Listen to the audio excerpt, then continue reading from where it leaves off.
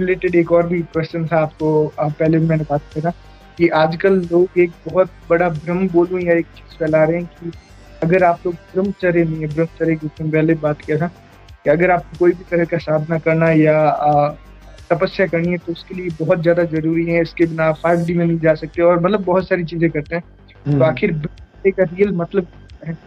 देखिए, ब्रह्मचर्य का लोगों को समझ में इसलिए नहीं आया क्योंकि उनको संस्कृत नहीं मालूम है, रूट्स। तो जैसे अगर उसको संस्कृत रूट में जाए तो ब्रह्म मतलब जो जिसने सृष्टि का निर्माण किया ब्रह्म, तो और आचार्य मतलब आचरण, मतलब तो जो सृष्टि के जो नियमों के हिसाब से आचरण करना वो ब्रह्मचर्य कहते हैं। अब तो ब्रह्मचर्य में तो लाखों चीजें होती हैं, मतलब बहुत सारी चीजें होती है कि ये करना है, ये नहीं करना है, ये करना है, ये नहीं करना है, मतलब वो तो बहुत सारी चीजें होती हैं। आजकल तो लोगों ने उसको एक चीज से जोड़ दिया है, वो भी अगर कलयुग की ही बात कह सकते हैं।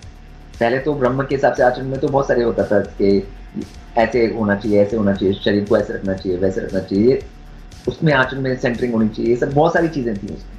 ठीक है, हायर एंड डिवाइन को हमेशा कैसा बिहेवियर रखना चाहिए, और ये सब चीजें थी उस आचरण में। ठीक है, ये खाली ये एक चीज से ऐसे तो आज की डेफिनेशन के हिसाब से तो अर्जुन भी ब्रह्मचारी नहीं था। ठीक है, तो मतलब मगर वो तो ब्रह्म के हिसाब से आचरण कर रहा था, और उसने कृष्ण के हिसाब से किया, जो कृष्ण ने बोला वो किया, तो उसने सही आचरण किया। मतलब तो ये अभी समझ नहीं है लोगों को, मतलब इसलिए इस तरह की बातें फैल रही हैं मतलब कलयुग में, और ये वही कलयुग के संकेत हैं सारे के सारे।